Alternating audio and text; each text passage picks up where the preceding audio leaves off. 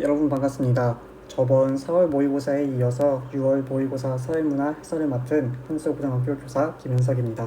오늘도 10개의 문항을 준비했고요. 대신에 저번 해설 시간이 너무 길었던 것 같아가지고 보다 컴팩트하게 해설을 준비했습니다. 그러면 첫 번째 문항부터 해설 시작해 보도록 하겠습니다. 첫째로 준비한 문항은 1번입니다. 네, 1번은 원래 해설하지 않으려고 했는데 오답률 순위 탑 15에 들어가 있길래 이게 무슨 일이 생겼나 하고 해설을 준비해 보았습니다.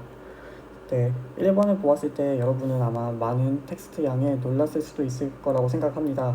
하지만 우리가 1번을 풀어 나갈 때에는 저 텍스트를 모두 읽어 나갈 필요는 없겠죠.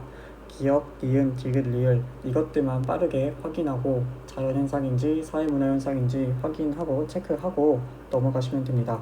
네, 자연현상이랑 사회문화현상을 비교할 때는요, 우리가 인간이 개입되었는가, 인간의 행동이 개입되었는가, 이것의 유무를 기준으로 개입되었으면 사회문화현상, 개입되지 않았으면은 자연현상, 이렇게 구분할 수가 있습니다. 기억부터 리을까지 한번 확인해 보도록 하겠습니다. 기억을 보면요, 플라즈마 상태에서 핵융합 반응이 일어나고 막대한 양의 에너지가 방출, 인간이 개입되는 여지가 없죠. 그렇기 때문에 기억은 우리가 자연현상이다 라고 이야기를 할 수가 있습니다. 니은은요, 초고온의 플라즈마 상태를 최장 시간 유지시키는데 성공. 네, 유지시키는 거는 자연현상이 아니라 인간의 무엇인가 개입된 거죠. 네, 인간이 어떤 실험을 해가지고 그것을 성공한 겁니다. 그렇기 때문에 니은은 사회문화 현상이다 라고 이야기를 할 수가 있습니다. 지급 보겠습니다. 기체가 일정한 조건에 이르면 플라스마로 변화한다 라고 나와 있네요. 네, 이것은 우리 인간이 개입되지 않은 자연 현상이다 라고 이야기를 할 수가 있는 거죠. 다음으로 리을 보겠습니다. 플라스마를 안정적으로 제어. 네, 제어하는 거는 우리 사람이 하는 일입니다. 그렇기 때문에 리을은 사회문화 현상이다 라고 이야기할 수가 있는 거죠. 이제는 우리가 선지 읽어보면서 자연현상, 사회문화현상의 특징 비교해보도록 하겠습니다. 네, 기억은요 자연현상이고요. 니은은요 사회문화현상이었죠. 자연현상은 가치함 추적이다 라고 1번 선지를 읽을 수가 있는데 그렇지 않죠. 네, 자연현상이 아니라 사회문화현상이 가치함 추적입니다. 그래서 기억이랑 니은이 순서가 바뀌어야 한다 라는 거 알 수가 있고요. 그러면은 1번은 틀린 선지가 됩니다. 네, 2번 선지 보도록 하겠습니다. 니은과 같은 현상, 사회문화 현상이죠. 네, 사회문화 현상은 자연 현상에 비해 인과관계가 명확하게 나타난다 라고 나타나 있네요. 네, 인과관계가 명확한 것은 사회문화 현상이 아니라 자연 현상의 특징입니다. 그렇기 때문에 니은과 디귿이 또 이렇게 바뀌어야겠죠. 2번도 틀린 선지입니다. 3번 보겠습니다. 디귿과 같은 현상, 자연 현상이죠. 네, 리을과 같은 현상과 달리 사회문화현상이죠. 보편성이 나타난다 라고 되어 있습니다. 자, 여러분들이 3번 선지에 많이 나갔던 걸로 확인이 되는데요. 네, 바로 이 달리라고 하는 표현이 잘못되었습니다. 보편성은요, 자연현상에서도 나타나고 사회문화현상에서도 나타납니다. 대신에 자연현상에서 조금 더 뚜렷하게, 조금 더 많이 발견할 수 있는 그런 성질일 뿐인 거죠. 그렇기 때문에 달리라는 표현이 틀렸고 3번도 틀린 선지다 라는 거 여러분들 잘 알아두어야 됩니다. 네, 다음으로 4번 보겠습니다. 리을과 같은 현상, 사회문화 현상이죠. 기억과 같은 현상과 달리 자연현상이죠. 개연성의 원리가 적용된다. 네, 맞습니다. 사회문화 현상에는요, 개연성의 원리가 적용이 되고요. 자연현상에는요, 확실성의 원리가 적용이 됩니다. 그렇기 때문에 그 둘을 적당히 잘 비교해놓은 4번이 옳은 선지다 라는 거 체크해 볼 수가 있습니다. 네, 5번 선지까지 한번 확인해 보도록 하겠습니다. 기억, 디귿과 같은 현상, 네, 둘 다 자연현상이죠. 니은, 리을과 같은 현상과 달리 둘 다 사회부다 현상입니다. 달리 경험적 자료로 연구할 수 있다라고 나타나 있습니다. 네, 여기서 틀린 것도 바로 달리라고 하는 표현이었어요. 사회문화 현상과 자연현상 모두 경험적 자료로 연구할 수가 있습니다. 그래서 5번도 틀리게 된 거죠. 네, 정답은 4번이었습니다. 2번 문항 보겠습니다. 2번 문항은 양적 연구 문항이었는데요. 그렇게 어렵지 않은 문항으로 출제가 되었습니다. 한번 살펴보도록 하겠습니다. 대신에 여러분들이 제시문은 이미 읽었을 것이라고 생각을 해서 바로 선지 보도록 하겠습니다. 기억 선지 보도록 하겠습니다. 기억 단계, 네, 연구 주제를 설정하는 단계였고요. 네, 기억 단계는 디귿 단계와 달리 디귿 단계는 가설을 검증하는 그런 단계였습니다. 네, 연구자의 가치 중립이 요구된다 라고 나타나 있습니다. 네, 틀린 선지입니다. 왜냐하면 우리가 연구 주제를 설정할 때에는 가치가 개입이 되기 때문입니다. 네, 여러분들이 어떤 것에 대한 연구를 한다라고 할 때는요, 여러분의 관심사에 따라서 연구 주제가 결정이 될 것입니다. 그렇기 때문에 여러분들의 가치가 개입될 수밖에 없겠죠. 그렇기 때문에 기억에서 가치 중립이 요구된다고 표현한 기억 선지는 틀린 선지다라는 거 우리가 알아둬야 됩니다. 대신에 가설 검증 단계는 우리가 우리 주관을 배제하고 우리가 수집한 자료에 근거해서 가설을 검증해 나가야 됩니다. 한마디로 가치 중립이 요구되는 그런 단계이다 라고 이야기를 하는 거죠. 한마디로 기억 선지는요, 기억 단계랑 디귿 단계가 이렇게 달라져야지 옳은 선지가 된다라는 겁니다. 이렇게 기억 선지 정리해보고 니은 선지 보도록 하겠습니다. 네, 니은은 2차 자료를, 리을은 1차 자료를 수집하기 위한 것이다 라고 나타나 있습니다. 니은은요, 관련 연구를 검토하는 단계였고요. 리을은요, 설문조사를 실시해서 자료를 수집하는 그런 단계였습니다. 니은은 우리가 문헌연구법을 통해서 2차 자료를 수집한다 라고 이야기를 할 수가 있는 거고요. 리을은요, 설문조사를 통해서 1차 자료를 수집한다 라고 이야기를 할 수가 있습니다. 우리가 배웠던 다양한 자료 수집 방법 중에서 오직 문헌연구법만 2차 자료를 수집하는 방법이고 나머지 자료 수집 방법은 1차 자료를 수집하는 방법이다 라는 것을 알고 있었다면 니은도 쉽게 풀어나갈 수 있을 거라고 생각합니다. 그렇기 때문에 니은은 맞는 선지가 되는 겁니다. 다음으로 디귿 선지 보도록 하겠습니다. 네, 여러분들이 제시문을 제대로 파악을 했고 4월 모의고사도 제대로 공부를 했다라고 하면은 디귿 선지 꽤나 반가웠을 거라고 생각을 합니다. 네, 바로 틀린 선지이기 때문이죠. 네, 우리가 해당 제시문을 읽어보면은 질문지법을 통해서 자료를 수집한 그런 연구라는 것을 알 수가 있습니다. 네, 실험법이 쓰이지 않았죠. 바로 디귿 선지가 틀렸다라는 거 알 수 있습니다. 왜냐하면 실험 집단과 통제 집단은 실험법을 사용할 때에만 등장하는 단어이기 때문입니다. 질문지법을 사용한 이 연구에서는 저 두 가지 단어가 등장할 이유가 없습니다. 그래서 디귿도 틀린 선지가 됩니다. 마지막으로 리을 선지 보도록 하겠습니다. 네, 가설은 A가 일상적 소비이면 기각되고 문화적 소비이면 수용된다 라고 나타나 있습니다. 우리가 지금 나타나 있는 이 결과를 조금 더 간단하게 정리해 보도록 하겠습니다. 네, 소득 수준이 높은 집단은요, 일상적 소비에서 2.6점의 만족감을 얻고 문화적 소비에서 3.6점의 만족감을 얻습니다. 그리고 소득 수준이 낮은 집단은요, 일상적 소비에서 3.6점을 얻고요. 그리고 문화적 소비에서 2.0점의 만족감을 얻습니다. 네, 이 결과들을 고려해서 우리가 가설을 생각해 볼 수가 있습니다. 가설은요, 소득 수준이 높은 집단이 소득 수준이 낮은 집단보다 어떠한 활동으로 느낀 행복감이 높을 것이다 라고 나타나 있습니다. 네, 일상적 소비를 비교해 보면요, 소득 수준이 낮은 집단이 더 높다라는 거 확인해 볼 수가 있고요. 문화적 소비를 비교해 보면요, 소득 수준이 높은 집단이 더 높다라는 것을 알 수 있습니다. 그렇기 때문에 해당 가설의 A에 들어가야 하는 것은 바로 이 문화적 소비라고 하는 것이 들어가야 한다라는 겁니다. 그래야지 우리가 수용할 수 있는 그런 가설이 될 수가 있는 거죠. 그래서 그것이 리을에 이렇게 나타나 있는 겁니다. 문화적 소비라고 하면은 수용이 되고요. 일상적 소비이면은 기각이 된다. 네, 맞습니다. 소득 수준이 높은 집단에서는 문화적 소비가 더 만족감이 높게 나타나니까 옳은 설명이고요. 그리고 소득 수준이 낮은 집단에서는 일상적 소비가 점수가 더 높게 나타나기 때문에 네, 맞는 설명입니다.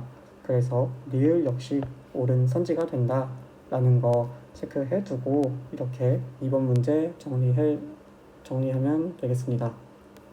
6번 문항 이어서 살펴보도록 하겠습니다. 자료 수집 방법에 관한 문항입니다. 네, 갑은요 A를 사용해가지고 자료를 수집했고요. 을은요 B라는 방법을 통해서 자료를 수집했습니다. 위쪽은 갑사례, 아래는 의사례인데 한번 살펴보도록 하겠습니다. 갑은 자료를 수집할 때 설문조사를 실시하였다라고 합니다. 한마디로 갑이 사용한 방법은 질문지법이므로 A는 질문지법이구나 라는 것을 바로 캐치할 수 있어야 됩니다. 을은요, 복지관을 방문해서 주민들과 신뢰를 쌓고 그리고 그들에게 질문을 하고 삶을 듣고 기록하는 조사를 진행하였다라고 이야기를 합니다. 한마디로 면접법을 실시했다라는 것인데 이렇게 B라고 쓸 수가 있습니다. 여러분들은 이 방문이라는 단어를 보고서 참여관찰법이구나 라고 생각을 할 수가 있습니다. 하지만 문제는 끝까지 읽어야겠죠. 방문이라는 키워드가 나왔다 하더라도 우리는 참여관찰이 아니라 면접법이 될 수 있다는 거 알아둬야 되고요. 뒤까지 확실하게 읽고 문제를 풀어나가야 됩니다. 자, 이렇게 A랑 B를 구했으니까 바로 선지 읽어보면서 문제 풀어보도록 하겠습니다. A는 B에 비해 자료 수집 과정에서 조사자가 융통성을 발휘하기 용이하다라고 나타나 있습니다. 네, 조사자가 융통성을 발휘하기 용이한 것은 질문지법이 아니라 면접법이죠. 면접법이 질문지에 비해서 그러한 융통성을 발휘하기가 쉽습니다. 선지는 이렇게 바뀌어야겠죠. 1번 선지가 틀렸습니다. 2번 선지 보도록 하겠습니다. A는 B와 달리 조사 대상자와의 언어적 상호작용이 필수적이다 라고 나타나 있습니다. 네, 언어적 상호작용이라고 하면은 우리가 대화하는 것, 말하는 것, 그리고 글로 무언가 하는 것, 이것들이 모두 다 포함이 됩니다. 질문지법에서는요, 문자를 통해서 우리가 상호작용을 하고요. 면접법에서는 우리가 대화를 통해, 말을 통해서 상호작용을 합니다. 그렇기 때문에 두 가지 방법 모두 언어적 상호작용이 필수적이라는 것인데 이번에는 달리라고 하는 표현이 나타나 있죠. 네, 이 표현이 틀렸기 때문에 이번 선지 역시 잘못되었습니다. 3번 선지 보도록 하겠습니다. B는 A에 비해 구조화된 자료를 수집하기 용이하다라고 나타나 있습니다. 네, 우리가 일반적으로 구조화된 자료를 수집하기 용이한 것은 면접법이 아니라 질문지법이다라고 이야기를 합니다. 그렇기 때문에 이것 역시 순서가 바뀌어야겠죠. 네, 같은 맥락으로 질문지법이 구조화된 자료를 수집하기 때문에 통계 처리 역시 용이합니다. 그래서 이것도 바뀌어야 합니다. 네, 마지막으로 5번 선지 보도록 하겠습니다. A와 B는 모두 조사 대상자의 주관적 인식을 파악할 수 있다라고 나타나 있습니다. 네, 맞는 말입니다. 질문지 안에 어떠한 질문을 통해서 사람들의 주관적 인식 파악할 수도 있고요. 그리고 대화에서 일상적인 질문을 통해서도 주관적 인식 당연히 파악할 수 있습니다. 그렇기 때문에 5번이 맞는 선지가 되는 거고 정답은 5번 되겠습니다. 8번 문제 보도록 하겠습니다. 사회적 소수자에 대한 문제였습니다. 간단하게 읽어보면서 정리해보도록 하겠습니다. 각국에서 외국인 근로자는요, 전체 인구의 약 10%에 해당한다. 네, 인구가 많이 적네요. 이들은요, 일상생활에서 차별을 많이 받았다고 이야기를 합니다. 그렇기 때문에 대다수가 차별을 받은 경험이 있다라고 이야기를 한다는 거죠. 그런데 각국에서 이렇게 차별을 받는 사람들은요, 외국인 근로자뿐만 있는 것이 아니라 여성 역시 차별의 대상이 된다라고 이야기를 하고 있습니다. 네, 을국 사례 한번 보도록 하겠습니다. 을국은 A민족이랑 B민족으로 구성되어 있는데 B민족이 전체 인구의 70% 정도임에도 불구하고 차별을 받는다라고 나타나 있습니다. 네, 을국은 차별받는 사람들이 수적으로 소수가 아니라는 이야기가 담겨 있습니다. 한편 을국에서도 저렇게 민족에 따른 차별 말고도 다른 차별이 존재하는데 바로 종교에 따른 차별이었습니다. 외국은 국교가 존재하고 하지만 국교뿐만 아니라 다른 종교를 믿는 사람들도 존재한다라는 이야기고요. 그래서 국교가 아닌 다른 종교를 믿는 사람들은 외국에서 차별의 대상이 되고 있다라고 이야기가 되고 있습니다. 각국이랑 외국 사례는요, 이런 식의 그림으로 정리할 수가 있습니다. 사람들이 이렇게 있다라고 하면요, 이들은 반으로 나눠질 수가 있습니다. 예를 들어서 남자, 여자 혹은 A민족, B민족 이런 식으로 나타낼 수가 있는 거죠. 그리고 또 다른 집단이 하나가 있는데 바로 또 다른 차별받는 집단입니다.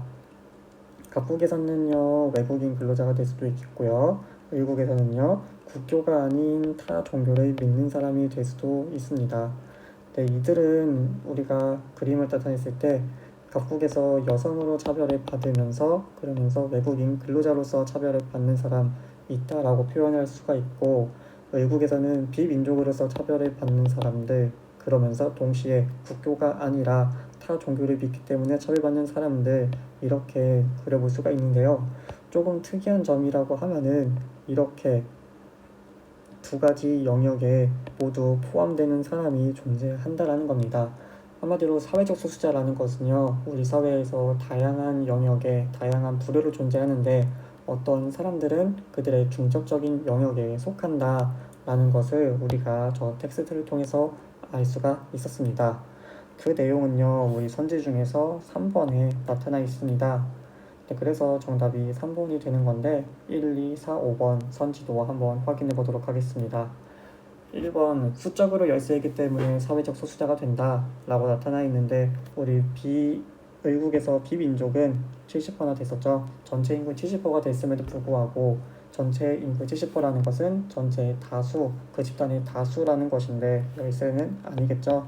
그렇기 때문에 1번은 틀린 선지가 됩니다. 네, 2번 선지 보겠습니다. 사회적 소수자에 대한 우대 정책이 역차별을 낳을 수 있다라고 되어 있었는데, 우대 정책도 나타난 게 없었고요. 역차별도 나타난 게 없었죠. 2번 틀린 선지가 됩니다. 네, 4번 보겠습니다. 사회적 소수자를 규정하는 기준은 가변적이지 않고 고정적이다 라고 나타나 있는데, 각국이랑 의국 사회를 보니까 어떠한 같은 기준으로 고정적인 기준으로 사회적 소수자가 생기는 것이 아니라 나름의 사회에서 다른 기준에 따라서 이렇게 사회적 소수자가 규정되고 있죠. 네, 그렇기 때문에 고정적이라는 말도 틀린 것 같고요. 그리고 무엇보다 저 사례에서 공통적으로 나타난 그런 강조점이 아니다라는 거 우리가 확인해 볼 수 있어야 됩니다. 그리고 5번 보겠습니다. 사회적 소수자는 선천적 요인이 아닌 후천적 요인에 의해 결정된다 라고 나타나 있습니다. 그런데 각국에서는 여성이 차별을 받는다 라고 나타나 있죠.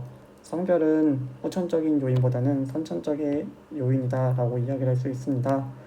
그렇기 때문에 5번은 아니고요. 그리고 당연히 공통적으로 부각된 내용도 아니기 때문에 우리가 5번 선지도 정답이 아니라고 이야기를 할 수가 있습니다.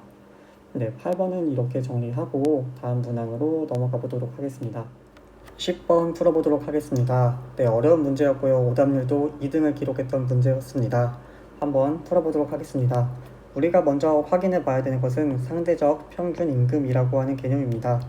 네, 지금 각 표에 나타나 있는 이 100이라고 하는 숫자들, 이것을 기준으로 20대 기혼 남성의 평균 임금이 100이라고 이야기했을 때 30대 기혼 남성의 평균은 142이다 라고 이야기를 하는 거고, 40대 기혼 남성의 평균 임금은 165이다 라고 이야기를 하는 겁니다.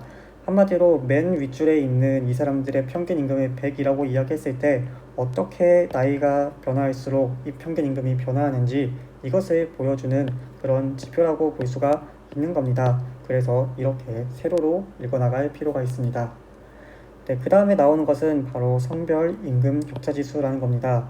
성별 임금 격차 지수는 지금 아래에 있는 각줄을 통해서 어떻게 구하는지 확인할 수가 있습니다. 이때 남성 평균 임금과 여성 평균 임금을 비교하도록 나와 있는데, 여기서 중요한 것이 상대적 평균 임금이 평균 임금과 동일한 것은 아니라는 것입니다. 우리는 평균 임금의 크기를 정확하게 알 수 없습니다. 단지 우리는 미지수를 통해서 비교를 할 수 있을 뿐입니다. 우리가 20대 기혼 남성의 평균 임금을 100A라고 이야기를 했을 때에는 우리가 30대 기혼 남성의 평균 임금은 142A라고 이야기를 할 수가 있습니다. 한마디로 평균 임금을 생각해 보았을 때에는 상대적 평균 임금에다가 어떠한 가중치를 부여함으로써 평균 임금을 나타낼 수 있겠다라고 이야기를 하는 겁니다. 같은 방식으로 20대 기혼 여성의 상대적 평균 임금을 100이라고 이야기했을 때 20대 기혼 여성의 평균 임금은 100B라는 방식으로 나타낼 수가 있습니다. 그러면은 이런 식으로 다 평균 임금을 작성할 수가 있습니다. 네, 20대 미혼 남성의 평균 임금, 20대 미혼 여성의 평균 임금도 C랑 D라고 하는 어떠한 가중치를 통해서 나타낼 수가 있습니다.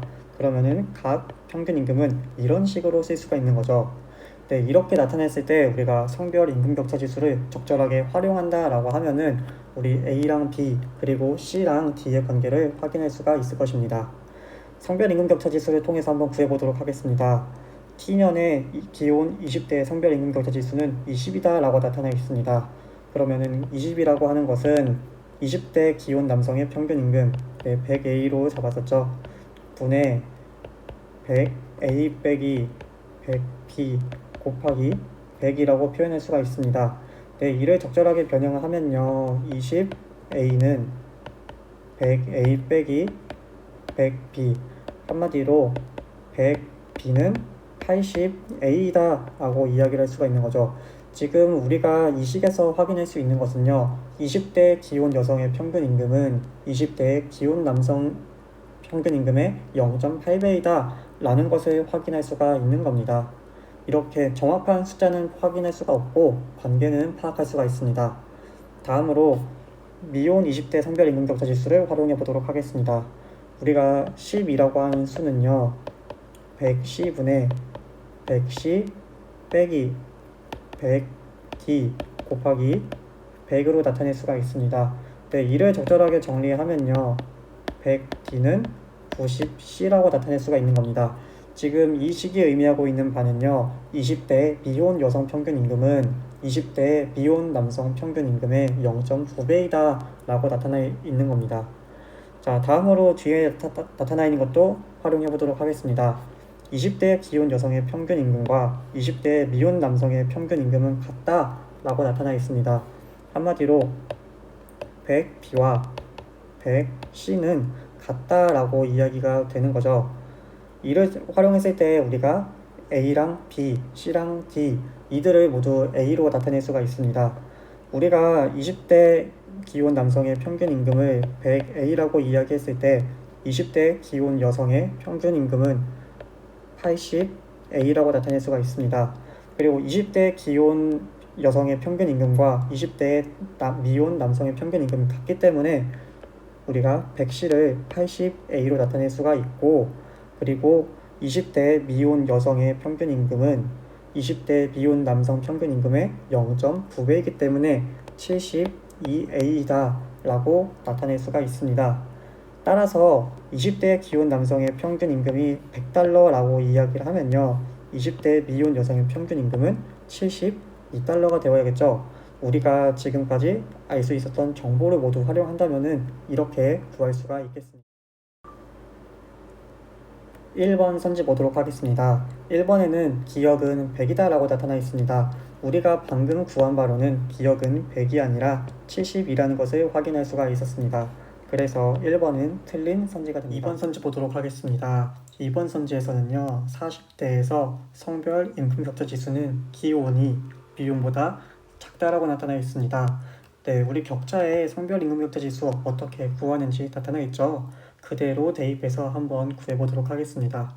네, 40대를 기혼이랑 미혼으로 나누어서 구해야 되는데 우리가 평균 임금을 A랑 B랑 C랑 D를 통해서 나타내 봤으니까 그대로 대입하면 됩니다.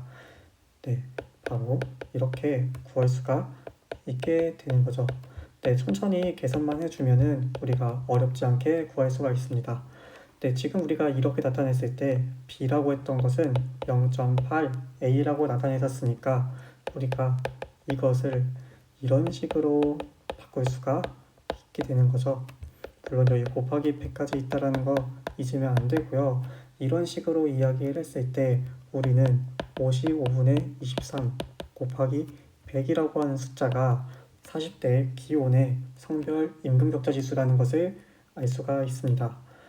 네, 혼이라고 썼는데 여기 미혼이 들어가야겠죠. 네, 미혼도 같은 방법으로 구할 수가 있습니다. 40대 미혼에서 성별 임금격차 지수는요. 이런 식으로 구할 수가 있게 되는 거죠. 그런데 D라고 하는 놈은 우리가 0.9C라고 하는 것을 알고 있으니까 똑같이 바꿔주면 됩니다. 그러면은 이런 식으로 쓸 수가 있는데요. 이들을 정리하면은 290분의 11이라고 하는 숫자가 나옵니다. 네, 55분의 23, 290분의 11이라고 한 숫자만 비교하면은 기온이랑 미온에서 성별 임금 격차 지수가 누가 더 큰지 더 빠르게 확인할 수 있죠. 네, 바로 55분의 23이라고 한 숫자가 더 큽니다. 기온이 더 크다라는 이야기죠. 그래서 40대에서 성별 임금 격차 지수가 기온이 미온보다 작다라고 표현한 이 선지는 틀린 게 한번 선지 보도록 하겠습니다. 50대 기혼 여성과 20대 미혼 여성의 평균 임금은 같다라고 나타나 있습니다. 네, 50대 기혼 여성의 평균 임금은요, 우리가 90B라고 나타낼 수가 있고, 그리고 20대 미혼 여성의 평균 임금은요, 100D라고 나타낼 수가 있습니다. 하지만 우리가 아까 구했다시피 100D라고 하는 것은 우리가 72A로 나타낼 수 있다는 것을 꼭 기억하고 있어야 됩니다.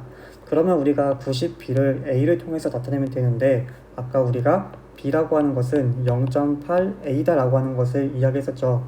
그렇기 때문에 적절하게 곱해준다라고 하면은 90B는 72A로 표현할 수가 있고, 이들은 같은 평균 임금을 갖는다라고 이야기를 할 수가 있습니다. 그렇기 때문에 3번이 맞는 선지가 됩니다. 4번 선지 보도록 하겠습니다. 기혼 남성 40대와 50대의 평균 임금 차이는 미혼 남성 30대와 40대의 평균 임금 차이와 같다라고 이야기가 적혀 있습니다. 우리가 기혼 남성 40대와 50대의 평균 임금 차이는 우리가 5A라고 나타낼 수가 있고, 미혼 남성 30대와 40대의 평균 임금 차이는 5C라고 나타낼 수가 있습니다. 우리가 그동안 봐왔던 것으로는 우리가 100C는 100B라고 이야기를 했었고, 그리고 100B는 80A다라고 이야기를 했습니다. 한마디로 C도 0.8A다 라는 것이 성립을 하는 건데, 그렇기 때문에 5C는 4A가 됩니다. 우리가 위의 식에서는 5A랑 5C를 비교하고 있었는데, 이들은 확연히 다른 숫자라는 것을 확인할 수가 있습니다. 그래서 이들이 같다라고 표현한 4번은 틀린 선지가 됩니다. 마지막으로 5번 선지 보도록 하겠습니다. 미혼의 경우 모든 연령대에서 남성 평균 임금이 여성 평균 임금보다 높다라고 나타나 있습니다. 우리는 지금까지 남성 평균 임금이랑 여성 평균 임금을 C랑 D를 통해서 나타내고 있었습니다. 그런데 우리가 D는 0.9C라고 하는 것을 알고 있죠. 네, 그렇기 때문에 각 연령대에서 C랑 D의 개수를 비교하면은 1차적으로 남성 평균 임금과 여성 평균 임금을 비교할 수가 있습니다. 만약에 C의 개수가 D보다 크다라고 하면요, 이때는 당연히 남성의 평균 임금이 여성의 평균 임금보다 높다라는 거 당연히 확인해 볼 수가 있습니다. 그런데 C의 개수보다 D의 개수가 더 크다라고 이야기를 하면요, 우리가 구체적으로 비교해 봐야지 알 수가 있습니다. 네, 그런데 지금 C보다 D의 개수가 더 큰 연령대는 바로 40대랑 50대 이 두 가지 연령대가 있습니다. 40대랑 50대 중에서 50대가 개수 차이가 더 크죠. 그렇기 때문에 50대를 비교해 보았을 때 남자 평균 임금이 여자 평균 임금보다 더 크다라고 이야기하면요, 전 연령대에서 남성 평균 임금이 여성 평균 임금보다 크다라는 결론을 내릴 수가 있습니다. 그래서 한번 구체적으로 비교를 해보도록 하겠습니다. 먼저 50대 남성 평균 임금을 우리가 130C라고 했습니다. 그런데 여성의 평균 임금을 150D라고 이야기했는데 D는 0.9C라고 이야기를 했습니다. 네, 그래서 150D를 C로 나타낸다라고 하면요, 우리는 135C라고 나타낼 수가 있겠죠. 네, 이렇게 보니까 50대에서는 남성 평균 임금보다 여성 평균 임금이 더 크다는 것을 확인할 수가 있었습니다. 그런데 5번 선지에서는 모든 연령대에서 남성 평균 임금이 높다, 미혼에서 남성 평균 임금이 높다라고 이야기를 하고 있었죠. 네, 그렇기 때문에 이 선지는 틀리게 되는 것입니다. 우리가 방금 확인했듯이 50대에서는 남성보다 여성의 평균 임금이 더 높았죠. 네, 그래서 5번 선지도 틀리다라는 결론을 내릴 수가 있습니다. 네, 이렇게 10번 문제까지 살펴보았는데요. 10번도 숫자가 많이 들어가고 복잡했지만 그래도 시간을 들이면은 풀어갈 수 있는 그런 문제였습니다. 1번 문항 풀어보도록 하겠습니다. 계층 문제였는데요. 그렇게 어렵지 않은 문제였습니다. 한번 풀어보도록 하겠습니다. 먼저 각주를 보니까요, 계층은 A, B, C로만 구분이 되고 각각 상층, 중층, 하층 중 하나라고 이야기합니다. 그리고 조부모 세대의 계층 구조는 피라미드형이고 각 세대의 인구는 동일하다라고 나타나 있습니다. 네, 그러면 조부모 세대 인구를 100이라고 이야기를 한다면은 부모 세대 인구도 100, 자녀 세대 인구도 100이다라고 이야기를 하는 거고, 조부모 세대 계층 구조가 피라미드형이기 때문에 조부모 세대에서 가장 많은 인구 비중을 차지하고 있는 C가 하, 그리고 A가 중, B가 상이다 라는 거 우리는 캐치할 수 있어야겠습니다. 자, 이렇게 이야기를 했을 때 바로 선지 풀어나갈 수 있을 것 같습니다. 한번 기억부터 보도록 하겠습니다. 조부모 세대에서 하층 인구는요 70이고요 상층 인구는 10이죠. 네, 2배가 아니라 더 많은 7배에 해당합니다. 그래서 기억은 틀린 선지가 됩니다. 니은 선지 보도록 하겠습니다. 상층 인구는 조부모, 부모, 자녀 세대로 갈수록 증가한다 라고 나타나 있는데요. 조부모 세대에서는 10이고 부모 세대에서는 20, 그리고 자녀 세대에서는 30이죠. 네, 갈수록 증가하고 있습니다. 니은은 맞는 선지입니다. 선지 보도록 하겠습니다. 부모 세대의 계층 구조는 조부모 세대의 계층 구조에 비해서 사회통합에 불리하다라고 나타나 있습니다. 우리가 조부모 세대의 계층 구조는 우리가 피라미드라는 것을 확인했고요. 부모 세대의 계층 구조 확인해 보도록 하겠습니다. 네, 상층 20%, 하층 30%, 중층 50%입니다. 중층이 가장 많은 계층 구조, 우리가 다이아몬드형 계층 구조라고 이야기를 하죠. 다이아몬드형 계층 구조는 중층이 많아가지고 사회통합에 유리한 그러한 계층 구조입니다. 그렇기 때문에 사회통합에 불리하다라고 표현한 디귿은 틀린 선지가 되는 것이겠죠. 선지 보도록 하겠습니다. 부모 세대의 계층 구조는 다이아몬드형, 자녀 세대의 계층 구조는 모래시계형이다 라고 나타나 있습니다. 우리가 방금 확인한 부모의 계층 구조는 다이아몬드형이 맞으니 자녀 세대의 계층 구조만 빠르게 확인해 보도록 하겠습니다. C는 하층이었고요. B는 상층, A는 중층이었습니다. 이것을 정리해보면 하층이 가장 많고 다음으로 상층이 많되 중층이 가장 적은, 네, 바로 우리가 모래시계형이라고 이야기하는 그런 계층구조 맞습니다. 그렇기 때문에 지금 부모 세대 다이아몬드형, 자녀 세대 모래시계형이다 라고 이야기했던 리을 역시 맞는 선지가 되고 답은 4번 선지가 됩니다. 이렇게 11번 정리하고 다음 문제로 넘어가도록 하겠습니다. 네, 14번 보도록 하겠습니다. 일탈 이론 문제였습니다. 한번 내용 확인해 보도록 하겠습니다. A는요, 폐가의 유리창을 깨고 지붕을 오르는 행위가 아이들에게는 일종의 놀이에 불과하다 라고 나타나 있습니다. 하지만 어른들이 그러한 행위를 보면서 아이들이 부재, 불능이다 라고 규정하게 된다 라고 이야기를 하고 있고요. 그리고 그 평가를 내면하여서 아이들은 일탈을 하게 된다 라고 나타나 있습니다. 네, 우리가 보고 있는 머튼의 아노미 이론, 차별교제 이론, 낙인 이론 중에서는 우리가 낙인 이론에 해당하는 사례이다 라는 거 확인할 수가 있죠. 네, B 보겠습니다. 법을 어기는 사람과 지키는 사람의 차이는 소질이 아니라 그들의 배워온 내용, 네, 사회와 내용의 차이가 있다 라고 이야기를 합니다. 네, 범죄가 적은 지역에서 살아가는 사람은요, 법 위반에 대해서 비우호적인 태도를 배우고요. 범죄가 많은 슬럼 지역에서는요, 네, 법 위반에 대한 우호적인 태도를 더 많이 배울 것이다 라고 이야기를 합니다. 한마디로 같이 생활하는 사람들에게 어떤 것을 배우느냐, 나쁜 것을 배우기 때문에 일탈을 저지른다 라고 이야기를 하는 바로 B는 차별교제 이론이다 라고 이야기할 수 있습니다. 네, C 보겠습니다. 물질적 성공에 대한 문화적 강조. 네, 성공이라고 하는 문화적 목표가 존재하고요. 네, 이것을 이루기 위해서는 가능하면 정당한 방법, 하지만 필요하다라고 하면은 잘못된 방법으로 추구하려는 압력으로 작용한다 라고 나타나 있습니다. 한마디로 문화적 목표가 존재하지만 그것을 이룰 수 있는 제도화된 수단이 부족한 상황을 강조하고 있는 거죠. 한마디로 머튼의 아노미 이론, 이것을 의미한다 라고 확인할 수가 있겠습니다. 이렇게 제시문 내용을 정리해보고 바로 선지 보도록 하겠습니다. 1번 선지 보겠습니다. A는 일탈에 대한 대책으로 낙인의 신중한 적용을 강조한다. 네, 낙인 이론에 낙인 이론에서 일탈 해결책으로 제시하는 내용이었습니다. 그래서 일단 답은 1번이 되는데 아래에 있는 내용도 한번 다 살펴보도록 하겠습니다. 2번 선지 보겠습니다. B는 차별적인 사회적 제재를 일탈 행동의 원인으로 본다 라고 나타나 있습니다. 차별적인 사회적 제재를 강조하는 것은요, 낙인 이론의 특징이고요.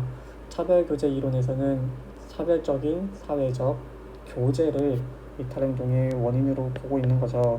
네, 교제랑 제재, 이거 우리가 일탈 이론 문제를 풀어나갈 때 말장난으로 자주 나오는 거니까 잘 알아두면 좋겠습니다. 3번 보겠습니다. C는 일탈을 규정하는 객관적 기준이 존재하지 않는다고 본다 라고 나타나 있습니다. 네, 일탈 행동의 객관적 기준이 존재하지 않는다라고 보는 건요, 낙인 이론밖에 없습니다. 그렇기 때문에 3번은 C가 A로 바뀌어야지 맞는 그런 선지가 됩니다. 네, 4번 보겠습니다. A는 B와 달리 개인이 타인과의 상호작용을 통해 일탈자가 되어가는 과정에 주목한다 라고 나타나 있는데, A랑 B 모두 그런 타인과의 상호작용을 중시하는 그런 이론입니다. 그렇기 때문에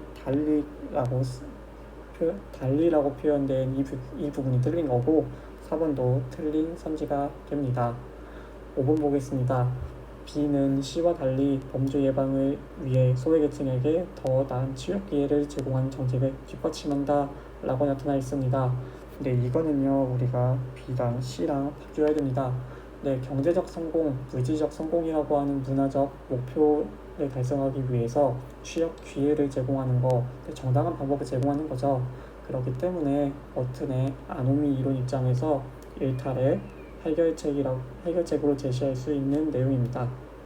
네, 14번 이렇게 정리해보고요. 다음으로 넘어가도록 하겠습니다. 15번 문제 풀어보도록 하겠습니다. 사회보장제도랑 빈곤이랑 섞어둔 그런 도표 문제였는데요. 빈곤에 조금 더 초점을 둔 그런 도표 문제라고 생각이 듭니다. 한번 풀어보도록 하겠습니다. 각국은요, 기업에 나타나 있는 땡땡 연금제도를 도입하고자 한다고 나타나 있습니다. 그런데 이 연금제도는요, 정부 예산만을 재원으로 하고 경제적 형편이 어려운 노인에게 급여를 지급하는 우리나라 연금제도와 같은 제도라고 이야기를 합니다. 우리나라에서 이런 제도가 뭘까요? 네, 그렇습니다. 바로 기초연금이라고 하는 그런 제도고요. 그러면은 이것은 사회보험이랑 공공부조 중에서 공공부조에 해당하는 그러한 사회보장제도다라는 것도 알아두어야 합니다. 네, 이것을 바탕으로 이제 A안과 B안을 검토하고 있다라고 이야기합니다. 그러면은 A안과 B안의 시행 결과를 비교하는 것이 우리가 해야 되는 일이겠죠. 한번 살펴보도록 하겠습니다. 우리가 도표 문제를 해결할 때는요, 아래에 나타나 있는 각주 잘 확인해야 됩니다. 첫 번째 각주를 보면요, 각국의 노인 가구는 1인 가구, 부부 가구, 기타 가구로만 구분이 된다 라고 나타나 있는데, 1인 가구는 노인이 1명이고 부부 가구는 노인이 2명인 가구를 의미한다 라고 나타나 있습니다. 그리고 상대적 빈곤율은 우리가 공부했던 그런 내용으로 구성된다 라고 이야기를 하고 있습니다. 그러면은 바로 보기에 있는 선지들 확인해 보도록 하겠습니다. 기업은 상호부조의 원리를 바탕으로 한다 라고 되어 있습니다. 상호부조의 원리를 바탕으로 하는 것은 사회보장제도 중에서 공공부조가 아닌 사회보험에 해당합니다. 그렇기 때문에 기업 선지는 틀린 게 됩니다. 니은 선지 보도록 하겠습니다. 기업은 사전 예방적 성격보다 사후 처방적 성격이 강하다 라고 나타나 있습니다. 네, 맞는 말입니다. 사전 예방적 성격이 강한 것은 사회보험이고 사후 처방적 성격이 강한 것은 공공부조에 해당합니다. 디귿선지 보도록 하겠습니다. A안 시행 전후 상대적 빈곤 가구 수 차이는 1인 가구가 부부 가구보다 작다라고 나타나 있습니다. 도표 통해서 확인해 보도록 하겠습니다. 먼저 1인 가구 수는요, 100만 가구인데 제도 시행 전에는 상대적 빈곤 가구가 50%에 해당했다라고 나타나 있습니다. 그러면은 100만 가구의 50%이기 때문에 우리가 50만 가구가 상대적 빈곤 상태에 놓여 있었다라는 것을 확인해 볼 수가 있습니다. 그런데 A안을 시행함으로써 저 상대적 빈곤율이 50%에서 25%로 줄어들었고, 그러면은 25만 가구가 상대적 빈곤에 속하게 되었다라는 것을 생각해 볼 수가 있습니다. 지금까지 봤던 거는 우리가 1인 가구 이야기였고요. 그러면은 부부 가구는 어떻게 변했는지 확인해 보도록 하겠습니다. 부부 가구는 200만 가구가 있었고요. 지금 200만 가구 중에서 40%가 상대적 빈곤에 속했습니다. 한마디로 80만 가구가 상대적 빈곤 가구였다라는 것인데 A안을 시행함으로써 상대적 빈곤은 20%로 감소했습니다. 그러면 가구로 변환한다면 40만 가구로 변화한다라는 이야기죠. 네, A안을 적용했을 때 1인 가구랑 부부 가구에서 가구 수 차이는요. 1인 가구에서 25만 가구 차이가 나고요. 부부 가구에서 40만 가구 차이가 납니다. 네, 상대적 빈곤 수 차이는 1인 가구가 부부 가구보다 작은 게 맞습니다. 25만이었고 40만이었죠. 그렇기 때문에 이것은 맞는 선지가 됩니다. 리을 선지 보도록 하겠습니다. 상대적 빈곤에 해당하는 부부 가구는 A안을 시행할 경우가 B안을 시행할 경우보다 100만 명 많다라고 이야기를 하고 있습니다. 네, 그러면은 우리가 지금 구했던 이것을 활용한다라고 하면은 조금 더 쉽게 구할 수 있겠죠. 먼저 우리는 부부 가구 인구라고 나와 있는 것을 잘 체크해야 됩니다. 네, 부부 가구는 2명으로 구성되어 있기 때문에 한 가구는 인구가 줄이다라는 걸 생각해 보았을 때 40만 가구라고 하는 것은 80만 명을 의미한다라고 이야기할 수가 있습니다. 한마디로 A안을 시행했을 경우 상대적 빈곤에 해당하는 사람 수, 인구수는 80만이라고 이야기를 할 수가 있는 거죠. 네, 한번 B안을 시행했을 경우 생각해 보도록 하겠습니다. 네, B안을 시행했을 때에는 상대적 빈곤 가구가 15%로 줄어듭니다. 이 얘기는 200만의 15%, 30만 가구가 상대적 빈곤에 해당한다라는 이야기고요. 이것을 인구로 바꾼다라고 하면은 곱하기 1을 해야겠죠. 네, 60만 명이 됩니다. 이렇게 구해봤을 때 A안을 시행했을 경우랑 B안을 시행했을 경우 상대적 빈곤에 해당하는 인구의 차이는 부부 가구에서 10만 명이 아니라 20만 명에 한다라는 것을 구할 수가 있습니다. 그렇기 때문에 리을은 틀린 선지가 되는 거고 답은 니은과 디귿 3번이 됩니다. 19번 보도록 하겠습니다. 다들 읽어봤을 테니 빠르게 몇 개만 확인하고 넘어가도록 하겠습니다. 먼저 가에서 등장하고 있는 중요한 포인트는 이 땡땡 음악이라고 하는 거죠. 네, 전통적으로 내려오던 멜로디랑 이민자에 의해 들어온 음악이랑 합쳐져서 만들어진 음악이다 라고 나타나 있습니다. 전통적으로 내려오던 멜로디를 A라고 하고 이민자에 의해 들어온 다양한 음악을 B라고 했을 때 이것들이 합쳐져가지고 새로운 땡땡 음악 C라고 하는 문화 요소가 만들어진 거죠. 네, 우리가 이런 것을 보고 바로 문화 융합이다 라고 이야기합니다. 이렇게 정리하도록 하겠습니다. 땡땡 쪽이 나오는데 이 사람들은 미국 사람들에 의해서 미국 사람들의 가정에 입양이 되었다 라고 나타나 있습니다. 그리고 땡땡 쪽의 아이들은 어쨌거나 입양이 되었기 때문에 미국 사람들의 언어와 복식을 따라야만 했다 라고 나타나 있죠. 그리고 그 결과 땡땡 쪽의 고유한 문화는 소멸되고 말았다 라고 나옵니다. 네, 우리가 보기에는 이것이 바로 문화, 동화에 대해서 나타나고 있는 사례겠다라는 거 생각해 볼 수 있고요. 그리고 재배치를 당했다는 점, 그리고 따라야만 했다는 점, 이 점에서 강제적 문화적 변이다라는 것을 추측해 볼 수가 있습니다. 자, 그러면은 아래에 있는 제시문 더 읽어보도록 하겠습니다. 가와 나는 모두 외재적 요인에 의한 문화 변동의 사례로 볼 수 있습니다. 라고 나와 있습니다.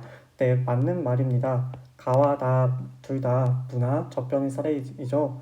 네, 전파에 의한 문화 변동 사례가 나타나 있습니다. 다음으로 의 보겠습니다. 나에는 가와 달리 기존 문화와 외래 문화가 결합해서 새로운 문화가 나타났습니다. 라고 나와 있습니다.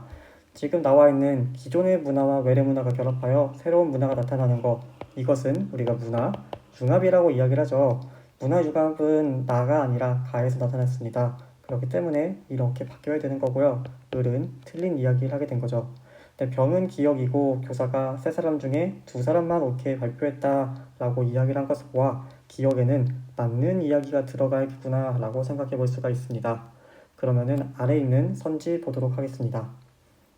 1번입니다. 가의 문화변동 요인은 자극전파이다 라고 나타나 있는데 자극전파가 아니라 이민자라고 하는 사람들에 의한 전파이기 때문에 직접 전파이다 라고 써야겠죠. 그래서 1번은 틀린 선지가 됩니다.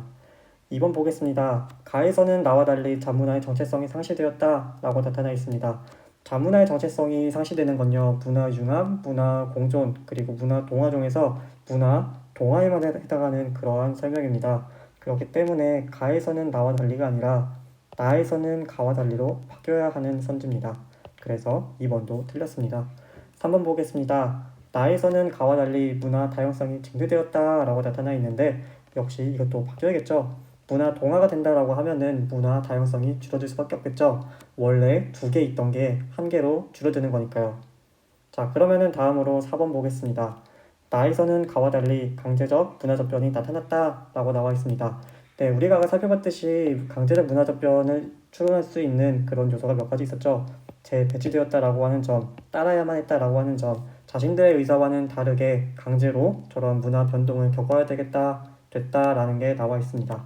그렇기 때문에 나에서는 나타나 있는 게 맞고요. 가에서는요, 이들의 자의에 의해서 만들어진 음악이 탄생했죠. 네, 그렇기 때문에 4번이 맞는 선지가 됩니다. 다음으로 5번 보도록 하겠습니다.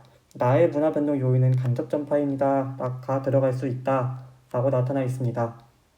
나의 문화 변동 요인은 이것도 사람과 사람의 만남에 의해 가지고 이루어진 문화 변동이기 때문에 간접 전파가 아니라 직접 전파다 라고 이야기를 해야 됩니다. 그렇기 때문에 5번 역시 틀린 선지가 됩니다. 그래서 19번의 답은 4번이고요. 이렇게 19번 정리하고 다음 문항으로 넘어가도록 하겠습니다. 20번 풀어보도록 하겠습니다. 각국의 t 플러스 50년의 총 인구는 t년의 2배이고 t 플러스 100년의 총 인구는 t년의 1.5배이다 라고 나타나 있습니다. 이 말은 t년의 총 인구를 100명이라고 가정했을 때 t 플러스 50년의 총 인구는 200이고 t 플러스 100년의 총 인구는 150이다 라고 나타낼 수가 있다라는 이야기죠. 각국의 총 인구 중에서 부양인구의 비율은 t년과 t 플러스 50년이 각각 40%이다 라고 나타나 있고요. 그리고 t 플러스 100년이 30%이다 라고 나타나 있습니다. 다음으로 t 플러스 50년의 노년 부양비는 75이고 t년의 3배이다 라고 나타나 있기 때문에 t년의 노년 부양비는 25이다 라는 것을 구할 수가 있습니다. 자, 우리가 t년의 노년인구 비중을 A라고 이야기를 하고 t 플러스 D년의 노년인구 비중을 B라고 가정을 해봅시다. 이제 우리가 노년 부양비를 비교해서 A랑 B를 구할 수가 있습니다. 우리가 t년의 노년 부양비라고 하는 것은 40분의 A 곱하기 100을 통해서 구할 수가 있는데 이것은 25가 나와야 되고요. 우리가 t 플러스 50년의 노년 부양비 40분의 B 곱하기 100이라고 하는 것은 75가 나와야 됩니다. 이것들을 적절하게 계산을 해보면요. A라고 하는 것은 10이 나오고 B라고 하는 것은 30이 나온다라는 것까지 우리가 구할 수가 있습니다. 우리가 A랑 B를 구했으면은 t년과 t 플러스 50년의 유소년 인구 역시 구할 수가 있습니다. 우리가 t년에서 노년 인구 비중, 유소년 인구 비중, 부양 인구 비중 이들을 더했을 때 100이 나와야 되기 때문에 우리가 노년 인구, 부양 인구를 안다라고 하면은 유소년 인구의 비중 역시 구할 수가 있습니다. 지금 t년에서 노년 인구 비중이 10, 부양 인구의 비중이 40이기 때문에 유소년 인구의 비중은 50이 될 것이고 t 플러스 50년의 유소년 인구는 30이 될 것이다 라는 것을 어렵지 않게 구할 수가 있습니다. 자, 그럼 마지막으로 t 플러스 100년의 노년 인구랑 유소년 인구 같이 구해보도록 하겠습니다. t 플러스 100년의 노령화 지수는 250이다 라고 나타나 있습니다. 우리가 t 플러스 100년의 노년 인구를 C 그리고 유소년 인구를 D 라는 식으로 표현했을 때 t 플러스 100년의 노령화 지수는 D분의 C 곱하기 100 이렇게 표현할 수가 있는데 얘가 250이 나온다 라는 것을 확인할 수가 있고요.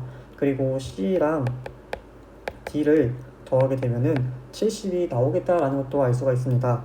이 이유는요, 이것을 더하게 된다라고 하면은 반드시 100이 나와야 되기 때문이죠. 자, 이 두 가지 식을 이용하면은 우리가 C랑 D도 같이 구할 수가 있습니다. 네, 계산을 해보면요, C는 50이 나오고요. 그리고 D는 20이 나오는 것을 확인할 수가 있습니다. 자, 그러면은 우리가 노유부 표라고 이야기하는 이 표를 다 완성했습니다. 이제 이것을 바탕으로 아래에 있는 선지의 정오를 판단해보면 됩니다. 자, 그러면은 노유부 표를 간단하게 정리하고 깔끔하게 정리하고 새로운 칠판으로 이어서 문제풀이 이어가도록 1번 선지 보도록 하겠습니다. t 플러스 50년의 총 부양비는 t년보다 크다라고 나타나 있습니다. 우리가 총 부양비를 구할 때는 이런 식으로 구할 수가 있겠죠. 부양인구 비중 더하기 노년인구 비중 더하기 유소년인구 비중 그리고 곱하기 100을 한다라고 하면은 총 부양비를 어렵지 않게 구할 수가 있습니다. 우리가 노년 인구랑 유소년 인구 그리고 부양 인구를 더하면은 100이라는 사실을 인지하고 있다라고 하면은 우리가 총 부양비들을 비교하는 것은 그렇게 어렵지가 않습니다. 어쨌거나 부양 인구의 비중이 낮아진다라고 하면은 우리가 총 부양비는 높아질 것이고, 그리고 부양 인구 비중이 높아진다라고 하면은 총 부양비는 낮아질 것이라고 하는 것을 우리는 어렵지 않게 생각할 수가 있습니다. 이런 것들을 보았을 때 결국에는 부양 인구의 크기를 비교하면은 총 부양비의 크기를 비교할 수 있다라는 이야기죠. 그런데 T년의 부양 인구는 40%의 비중을 차지하고 있고 T 플러스 50년의 부양 인구도 40%의 비중을 차지하고 있습니다. 결국에는 T년과 T 플러스 50년의 부양 인구 비중이 같기 때문에 두 연도의 총 부양비는 같다라고 이야기를 할 수가 있습니다. 그렇기 때문에 크다라고 나와 있는 1번 선지는 틀린 게 됩니다. 2번 선지 보도록 하겠습니다. T 플러스 50년의 노령화 지수는 T년의 50배이다 라고 나타나 있습니다. 네, 먼저 T년의 노령화 지수를 구하면요, 5분의 1 곱하기 100이라고 이야기를 할 수가 있고요. T 플러스 50년의 노령화 지수는 1 곱하기 100이라고 이야기를 할 수가 있습니다. 네, 이쪽은 100이 나오고요, 이쪽은 20이 나오죠. 네, 5배 맞습니다. 그래서 2번이 정답이 됩니다. 다음으로 3번 보도록 하겠습니다. T 플러스 50년의 부양 인구는 T년에 비해 200% 증가하였다 라고 나타나 있습니다. 먼저 T년의 부양 인구는요, 전체 인구 100명 중에 40%이기 때문에 40명에 해당합니다. T 플러스 50년의 부양 인구는요, 전체 인구 200명 중에 40%이기 때문에 80명에 해당합니다. 네, 그렇기 때문에 증가한 양만 보면요, 증가분만 보면은 200% 증가한 게 아니라 100% 증가한 게 되겠죠. 그렇기 때문에 3번도 틀린 선지가 됩니다. 다음으로 4번 보도록 하겠습니다. T 플러스 100년의 유소년 인구는 T년보다 많고 T 플러스 50년보다 적다라고 나타나 있습니다. 각 연도의 유소년 인구 크기를 한번 구해보도록 하겠습니다. 먼저 T년의 전체 인구는 100명인데 그 중에서 유소년 인구는 50%의 비중을 차지하고 있기 때문에 T년의 유소년 인구는 50명입니다. T 플러스 50년은요, 총 인구가 200명인데 유소년 인구의 비중은 30%이니까 T 플러스 50년은 60명의 유소년 인구를 갖고 있습니다. 다음으로 T 플러스 100년 보도록 하겠습니다. T 플러스 100년의 총 인구는 150명입니다.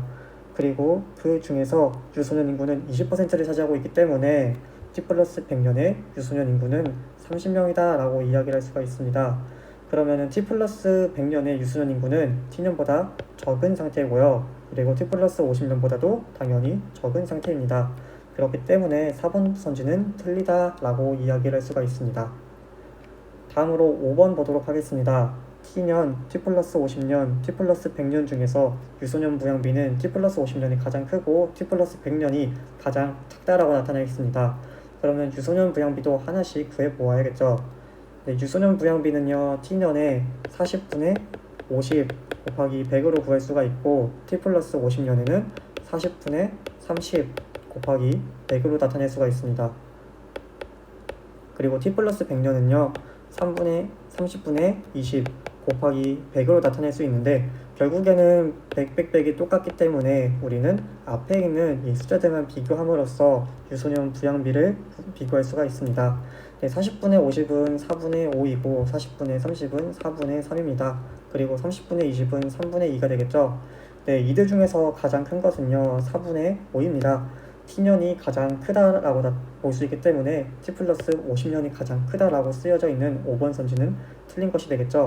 대신에 가장 작은 것은 3분의 2이기 때문에 T 플러스 100년이 가장 작은 건 맞습니다. 어쨌거나 앞에 내용이 틀렸기 때문에 우리가 5번 선지도 틀린 것이다 라고 이야기를 할 수 있는 것이죠. 네, 하나하나 구해 나간다라고 하면은 시간이 걸려도 어렵지 않게 풀어갈 수 있었습니다. 그러면은 20번도 이렇게 해설을 마치고 해설 정리하도록 하겠습니다. 감사합니다.